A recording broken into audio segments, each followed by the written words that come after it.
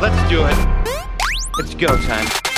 Welcome to Go Time, your source for wide-ranging discussions from all around the Go community. Find us on the web at gotime.fm, on the Fediverse at GoTime, at changelog.social, and on X at GoTimeFM. Thanks to our partners at Fly.io, the home of changelog.com. Launch your app as close to your users as possible. Find out how at Fly.io. Okay, here we go.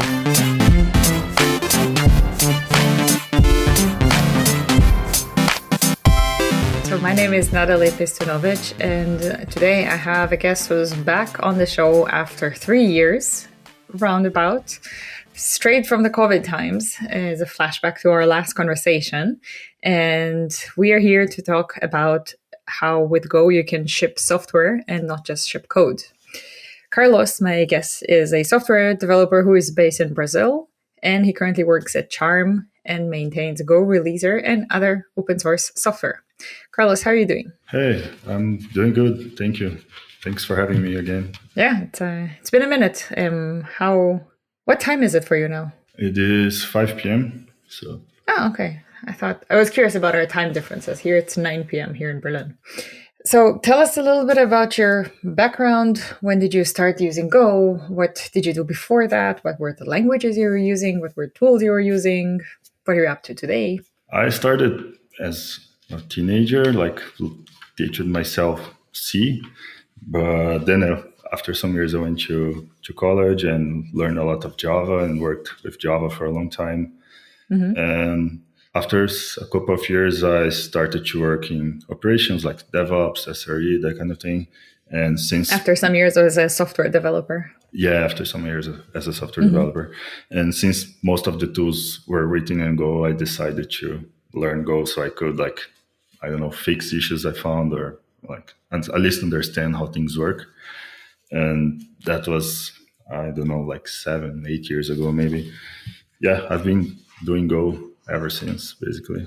I worked a couple of years as a DevOps, SRE person, and now I'm working as a software engineer again since a couple of years. So, yeah, kind of weird career, but that's what I did so far.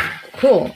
And when did you start doing open source? Around college, too. At that time, it was like the high ages. I don't know what the right word is, but it was like the time when that Twitter Bootstrap was very famous.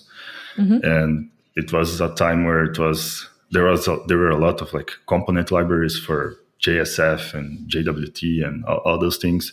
And I kind of ported Twitter Bootstrap to JWT. And that was my first open source project that has more than 3 stars, I think. Mm-hmm. Yeah, it was 2012, maybe earlier. I don't remember exactly when, but around that time. And you're maintaining GoReleaser. This is the open source tool that takes most of your open source time. Oh, yeah. Yeah. That one I created to solve my own issues. I had another tool to manage ZSH plugins at the time. And I was tired of manually uploading binaries to releases. And first I wrote a shell script, and later I wanted to do more things. And eventually I wrote GoReleaser. Mm-hmm. And I've been working on it for the past 6 to 7 years, something like that. Yeah, it's a lot of work, but it's very nice, I think. Yeah. So we're here to talk about how Go is a great choice for shipping everything as a bundle, not just code. What are some of Go's features that help that and you like?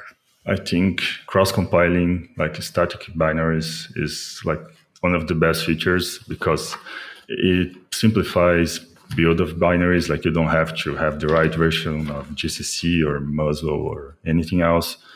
And you can just ship the binary. There are some caveats the resolving of DNS domains and that kind of thing. But other than that, it works really well, I think. It also simplifies packaging for Linux distributions, for example. You can just create a deb package with the binary, and that should work. So, yeah, I think it's great. I don't know what your opinions are, but I like it. I'm sharing that there's some conference talks I gave on this topic. One of them actually an hour on why Go is a good choice. So I will join you for this, not rant, for this jam on why Go is a great choice. We're in agreement here, let's say. No devil's advocate for sure.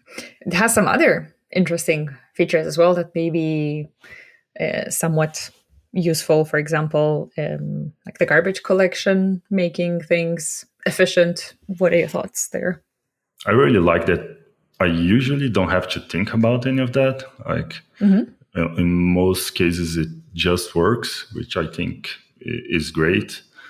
And still, if I think it's weird for whatever reason, I can use PRPR to get the profiling of CPU, memory, and threads and all that kind of thing, and try to understand what's going on. That for sure helps a lot. But yeah, like I work a long time with Java. Java, you can customize how the GC works, and there are different JVM implementations with different GCs implementations, and everything is kind of, how can I say, it doesn't always work how you expect it would work, which is, in my opinion, not too good sometimes. If you really understand what you're doing, it probably does what you think it will, but sometimes you don't really know what you're doing, and those times you get but it works on my machine. Yeah. Do you have some experience in a multi-platform deployment that you can speak from, or was it mostly kind of in a standardized one, in a repeating one? You mean different platforms, CPU architecture wise, or operating systems? Yeah. Did you actually get to feel this benefit of the simple cross compilation?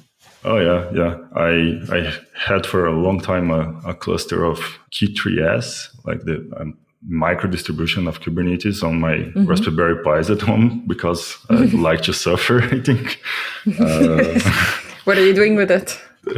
I'm running a lot of Prometheus exporters and monitoring kind of the light at home and so on. Yeah, random automation stuff, basically. So other than lights, I'm curious now, other than lights, what other house automation do you have? Like air quality? Air quality, no. I do have automations to turn on the alarm system, to turn off the ACs when I leave the house, to open and close the garage doors. I actually had to write a C firmware for how those little birds, I forgot the name, Arduino bird, to do that and solder some stuff. There is a soldering around some place around back there.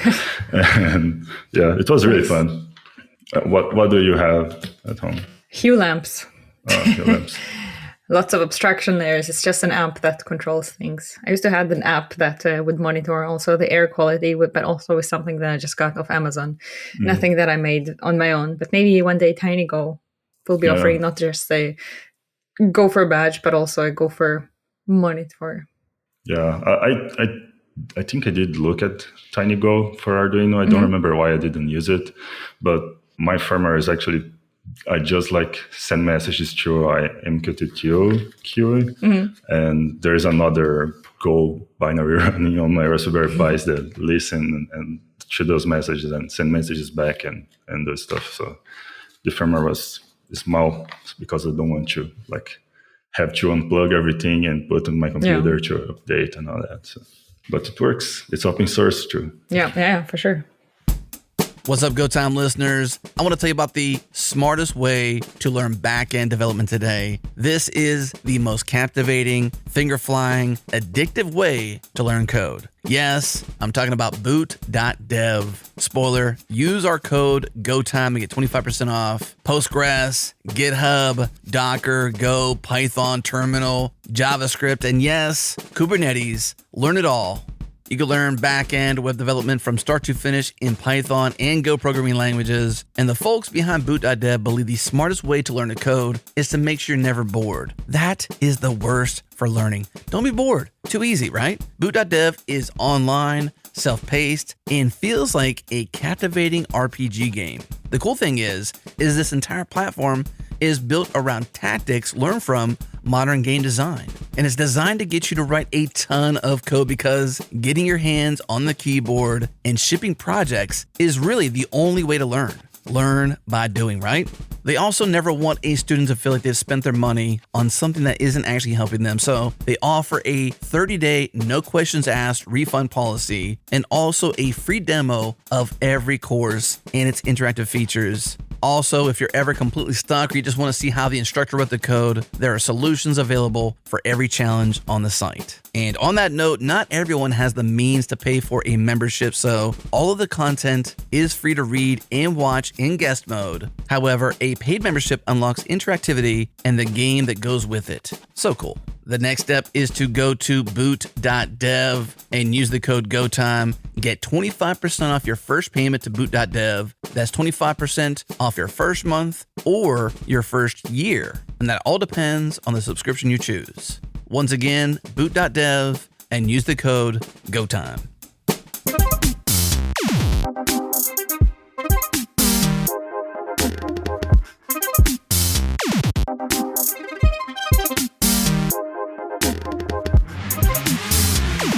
Go also has a single binary approach that you just compile it once and it gets one binary per operating system and so on in architecture. And it's different from how things were in the past. Like, did you have a chance of being a release engineer where it was checklists and a bit less streamlined that you can tell about? I did work in a company that I helped like releasing Java software, but it wasn't to multiple operating systems. It still had checklists and canary deployments and all those things. But yeah, not a lot of experience with like building desktop apps or that kind of thing. It's interesting to do that comparison of how binary streamlines it versus how, for people who are maybe only experienced with Go and don't necessarily, and from recently, kind of curious to hear how was it in the past or how is it with other options. So if there's anything fun fact you want to share about there, it can be interesting. Were the checklists from paper? No, it wasn't paper. it was, I think it was a GitHub issue template or something. It was many years ago. I don't quite remember. But the checklist was like, some of it was automated. I think like unit testing and the canary, I think until some point was automated too. But I don't really remember too much of it. It was too many years ago. Memories you prefer to forget. I get that. Yeah. The garbage collector made the cleaning. Yeah, it did. They did clean it up. In your experience, how does Go's handling of dependencies contribute to software deployment stability and reliability? I think a lot of people still don't quite know how Go mods are supposed to work. I still see confusion, especially when using like private modules. And those things I don't think help too much.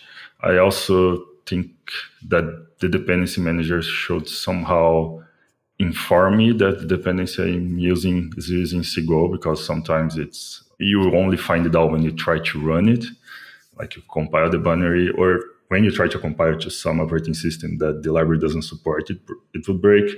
Or sometimes people like implement for some function for our operating systems, but in most of them, they just like panic unimplement it or something like that.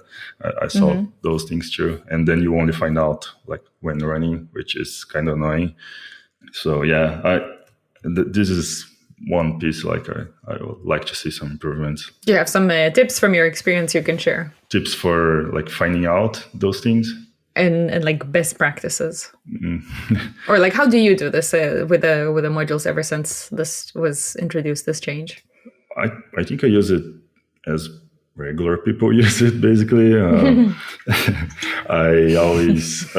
only thing I think I do and some people don't is that I kind of run Go mod TD very often.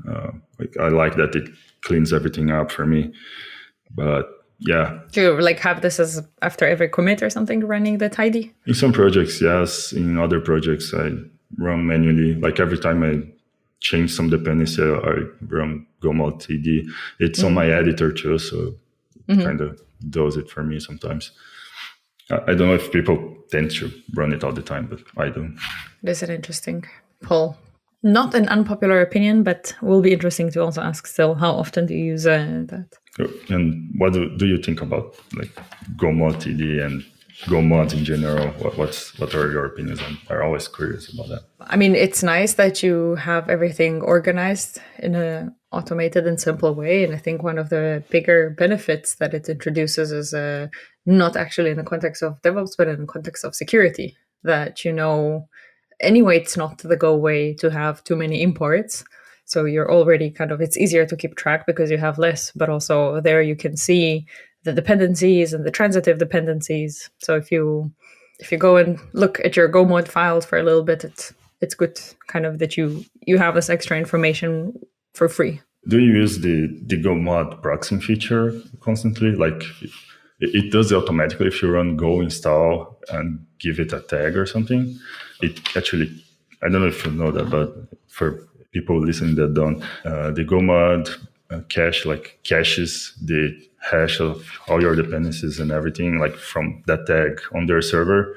So I saw people deleting the tag and then trying to run and create it again and then try to run go install, and it breaks because there are differences now, and they get really confused about that sometimes, especially people new to Go. Wait, why would somebody delete that? Maybe they try to run something and it fails, and then they delete, run something automatically on the tag on GitHub, for example, and then it fails and they want to run it again. Then they delete the tag and create it again. Or is deleting a tag a practice in some other place? I don't recommend it, but people do it. But where's the idea coming from? Do you do this in another language or in another technology? No, I just get issues about it sometimes because of GoReleaser. Interesting. Okay, yeah. So you do have that. True. Yeah. So I tried doing something I'm not supposed to, and it's not working. Can you fix that? Yeah. Interesting. Yeah, they're pretty much right. Yeah. Also, people create the tag and then figure something is some small thing is wrong. Then they fix it and recreate the tag and try to publish the release again, and it fails and it's weird. Yeah, I don't know.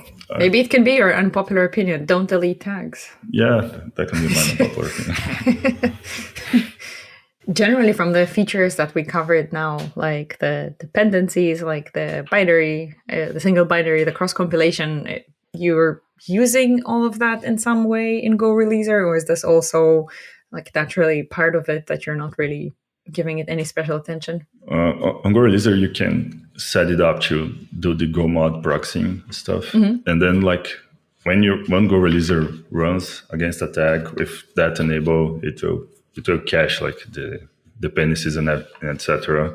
in the GoMod cache, and also this single binary thing. It's the default configuration for GoReleaser. If you run GoReleaser in it will create a GoReleaser.yaml with CGO disable and a couple of platforms by default. I try to make it in a way that it just works. So that's what it does. So yeah, I kind of use it a lot, let's say. Do you have people who start using GoReleaser and then say, oh, I discovered those cool features? I think, I don't remember any cases of people discovering new features, but I do remember cases of people finding out about some features about LED flags and that kind of things. But yeah. What are some advantages that Go is offering in the term of monitoring and maintenance of software after it shipped from the DevOps perspective? I think it's good that you have Prometheus libraries for everything, tracing to profiling. You can profile in production, which is, I think, awesome. Yeah, I think those are the main things. You can derive everything else from there, I think. I don't know, what have you used in production, or have you used any of that in production? I mean, all the tools that use monitoring for that, the purpose of them is monitoring and maintenance are written in Go. Yeah. So the benefit is that it's a fitting language. I guess the consistency is also something that is useful in the sense that, it's going to be always no breaking changes and whatnot.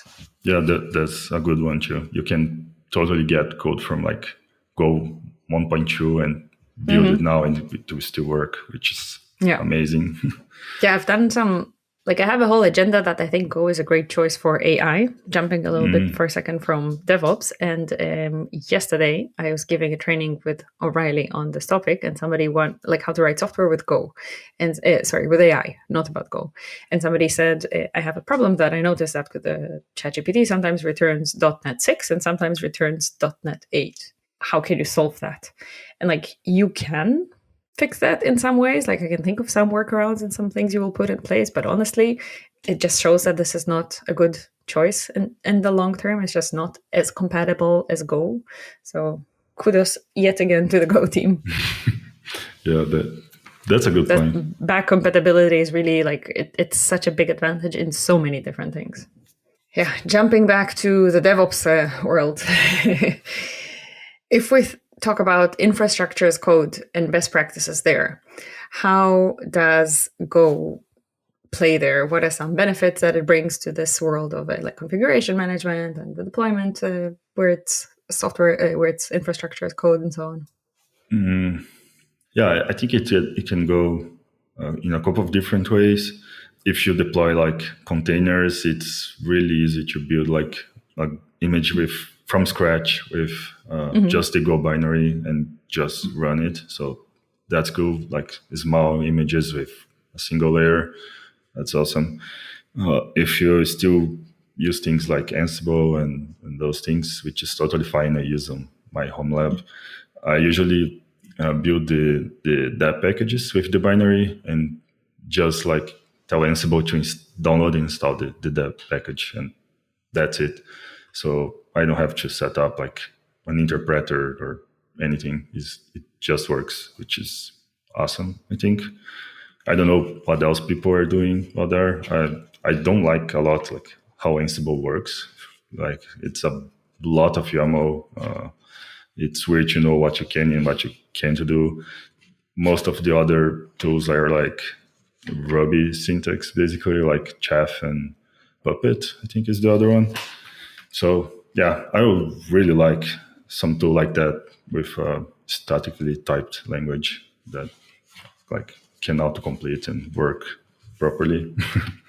How do you use like something like that, or how do you deploy your Go apps? As a person who is not employed at a specific company, but mostly doing freelance projects, I have less recent experience of like setting up so much of that. So I'm talking from my experience in the past of doing that when I was like an engineering manager at the SRE team and so on. But these days I'm teaching this like at the university here, and I am talking about back then. So I'm asking you because I need to catch up as well. Yeah, I was like not touching Kubernetes for a year or so, and I just like started to mess with it again like a couple of weeks ago, and it's kind of overwhelming. It's a lot of things to relearn, like things I know but I didn't remember, like the syntax and all that. Like it's a lot of YAML too. So. Yeah. How would you compare Go versus another languages in the context of infrastructure as a code? There are some scenarios where you can think where Go is not the best choice for this. I can talk from experience about Go versus Java, for example. On Java, depending on what frameworks you use, you either deploy like a jar file and run it with Java directly, or you can deploy a WAR file and put it like in a JBoss or Wildfly, or I don't know what it's named these days, but it was JBoss at the time. Like it works, but it needs like a lot of things in place before you can actually deploy the application. You need to have the JBoss set up there. You need to have some configurations files set up there, and then you place the WAR in the right place for it to work. In Go, you can just like write the server and everything and ship a single binary. So it's a lot simpler, I think. Like it's one step versus I don't know how many, depends on the use case, but one step versus a lot of steps usually. Yeah. And also deployed some Ruby apps in the past, and it's not so different, but it is different. You ship the entire code base to production, which is, I don't know, can be good, can be bad, but you need to have the right Ruby installed. You need to like make sure the dependencies are there, and then you need to start your server with something like, I remember the command, break run, gem Pop run, quiz. something like that. I don't really remember, but yeah, break start, I think.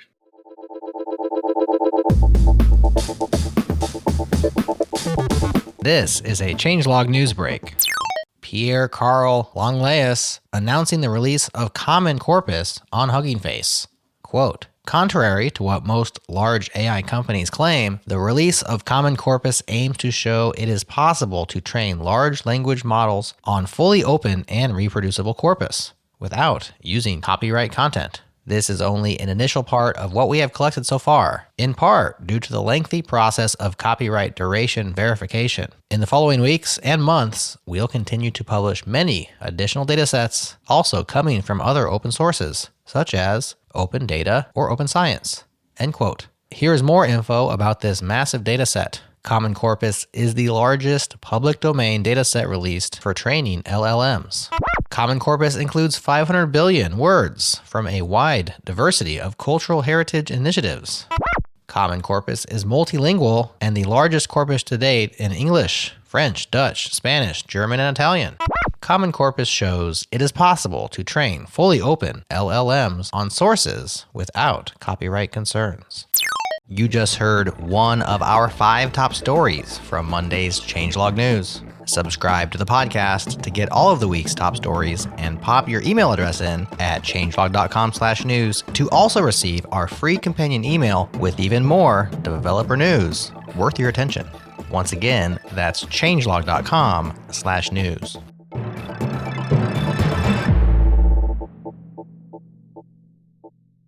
So is there any scenario you can think that Go is not a good choice for this? Or you say from everything you experienced so far, Go is great for infrastructure as code? I think in the infrastructure as code part, I think I can't think of any bad scenario for it.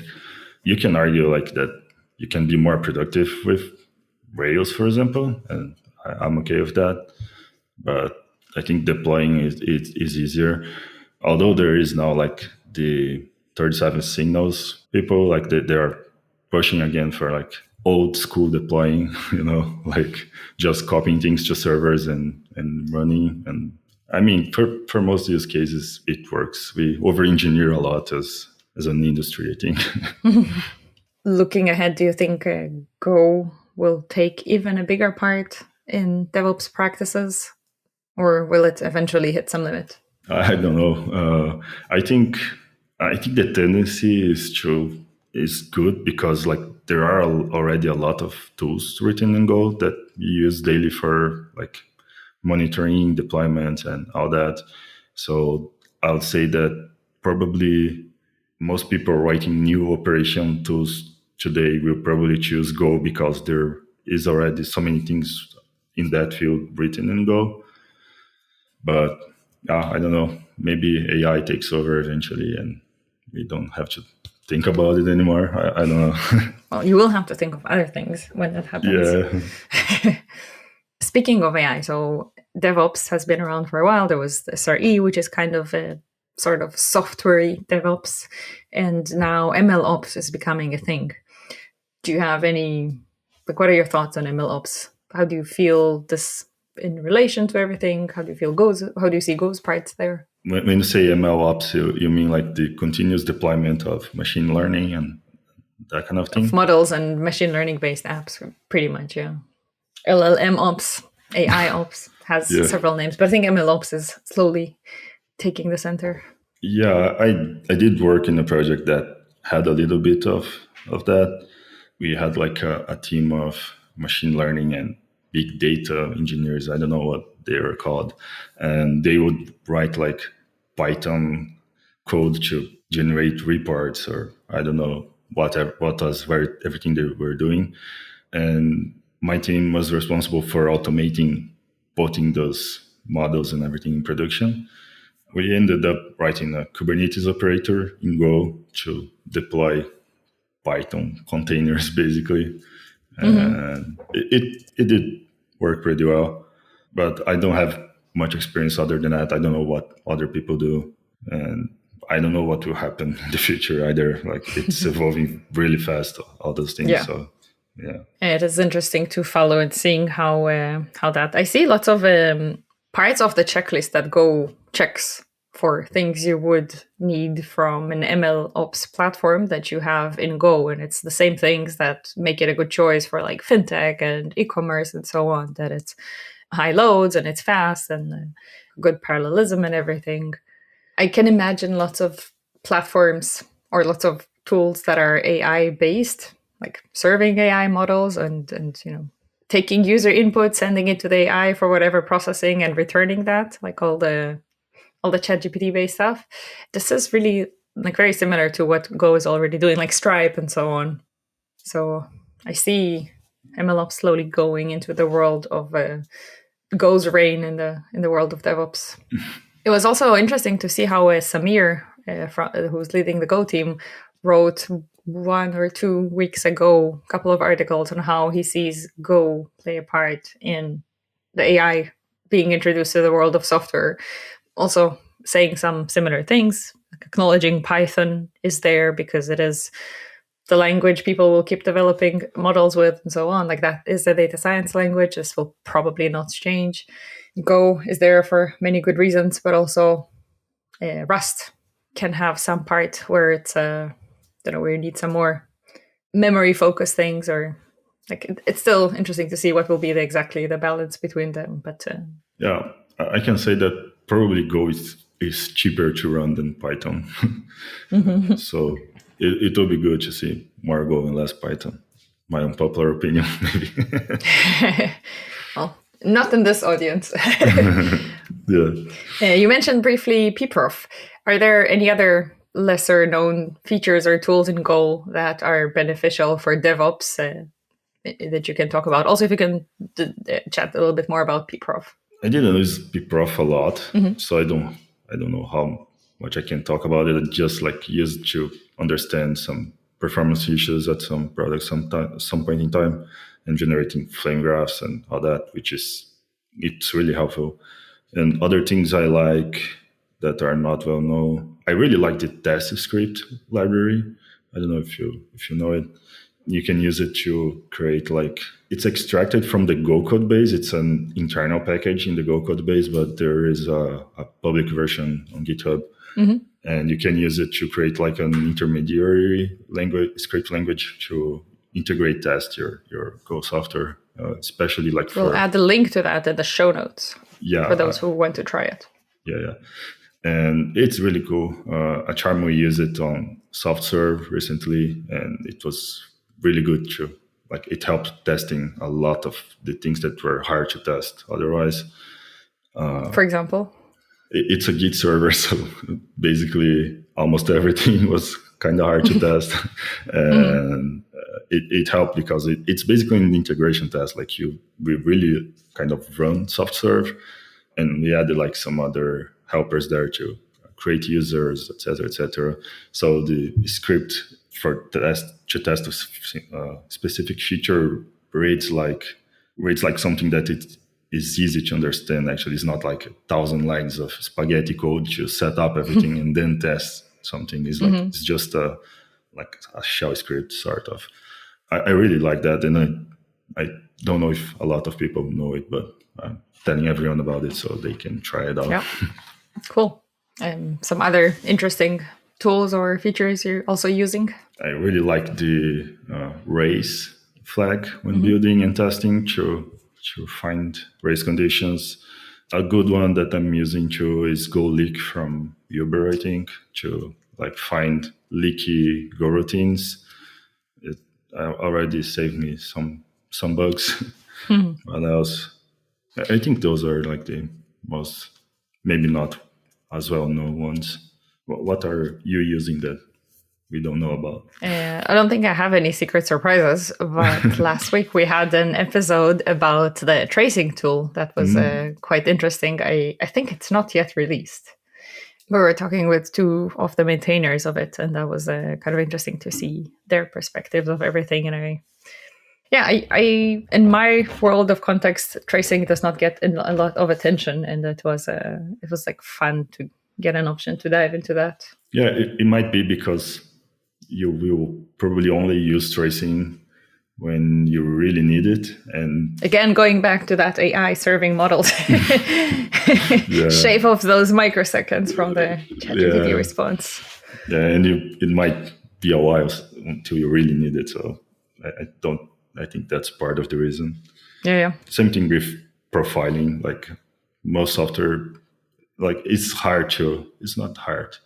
What can I say? You need to be in a very advanced kind of stage to even need that. You need to be doing something very different or something where you really need to shave like microseconds off. And most companies, most software never get to that point. So So before we jump to the last question, which will also be a little bit about AI, can you give some summary or a checklist that covers the best practices when you ship a software? Like make sure you ran enough GoTidy and at least ran it one last time would be one example. I can tell you what I do.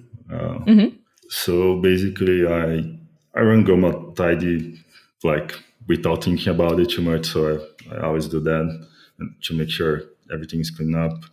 GitHub Actions run all the tests, and I only tag after the test passed. And pretty much GoReleaser takes care of the rest for me, and I never delete tags. And I always use GoMod proxy when it makes, not always when it makes sense. Like some private projects, you can really use it, but and I always try to, like another thing too, it's not really a checklist of releasing, but a checklist of how to ship software in general. Maybe I always try to use the smallest possible base image for Docker images. I usually also ship like Linux packages, Debian, RPM, Alpine, and what else? Besides Docker images, do you use latest or do you actually use tags? I use tags usually. It's another thing we can add to our checklist. Write concrete tag when you can. Yeah, sometimes even with the checksum of the tag tree. I think it's a good practice security-wise because like you can override tags, but you can't override its checksum. So I think that's why people do that. So maybe even just using the tags might not be enough. People do that for GitHub Actions too. Like instead of pinning to a version, they pin to the commit of that version, basically.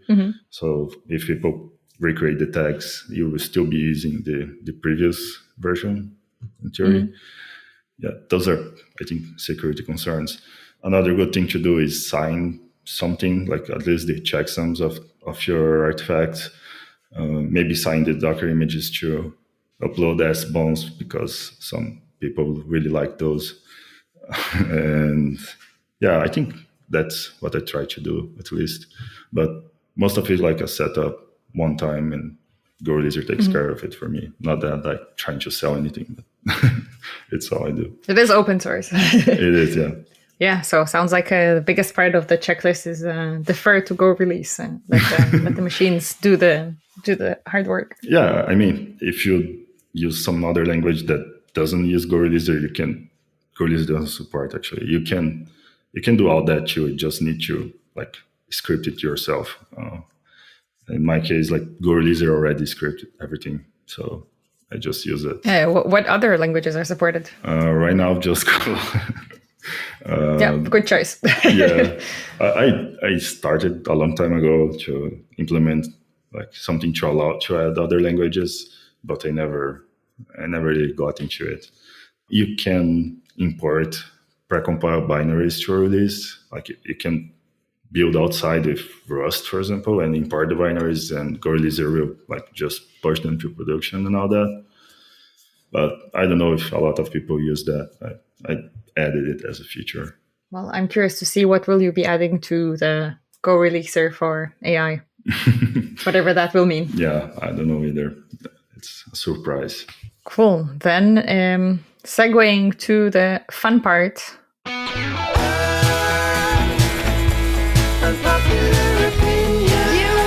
actually think you should probably leave.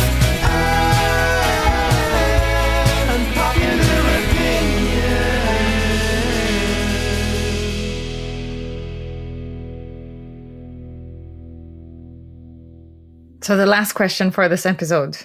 What is your unpopular opinion, and is this related to AI? Is not related to AI, but I think a good unpopular opinion I have is that people should probably learn more shell script, because you can go a long way with shell script. I see like sometimes we over-engineer things. We create like an entire software thing for like things that can be easily automated with shell scripts, basically. When you say need to learn, like, can ChatGPT do it for them? Yeah. Shell scripts. I never try to generate shell scripts from ChatGPT, so I want a sure quality opinion of that. But Bash has its gotchas, and I think people give up on it before learning it properly. So maybe that's my unpopular opinion. We should all study more Bash scripting. I actually have a deja vu. I think this was an unpopular opinion at some point. There is a chance I said something similar. Yeah. So we're again taking the same side. It's a very consistent show. We're very much on the same page. Cool. I've been trying to find an unpopular opinion, and I think it's not necessarily unpopular, but it's worth mentioning still. Prompt engineering is not something you should learn from YouTube influencers and take like one master prompt that always works. But actually, it's good to compare that to how to write a good email. You can use some templates to generally understand how that works, but this has to be personalized. You cannot like here's one email that I send and it always works for all my use cases. Same way when I see people ask questions about, but this is the master prompt. This is person who is a prompt engineer told me to use this. To my ears, it's like saying email engineer. It's all about communication. So to summarize this so that this can actually be tweetable, prompt engineering should be learned from as a skill and not as a set of templates to just follow. Yeah, that would be it. Let's see how unpopular that is. But until then, I want to say, Carlos, thank you so much for joining. This was a fun episode. I enjoyed talking about Go and hearing more about GoReleaser. And all the cool things we have mentioned will be in the show notes. Thanks, Carlos, and thanks, everyone. Thank you. All right, that's our show. Thanks for hanging with us. Subscribe now if you haven't yet. Head to gotime.fm for all the ways. Or search for GoTime wherever you get your podcasts. You'll find us. If you're a fan of GoTime and get value from the pod, share the show with your friends and colleagues. And if you really dig it, hook us up with a 5-star review. We appreciate it. Thanks once again to our partners at Fly.io, to our Beat Freakin' residents, Breakmaster Cylinder, and to our friends at Sentry. Save $100 off their team plan when you use code changelog during sign up. That's all for now, but we'll talk to you again next time on GoTime.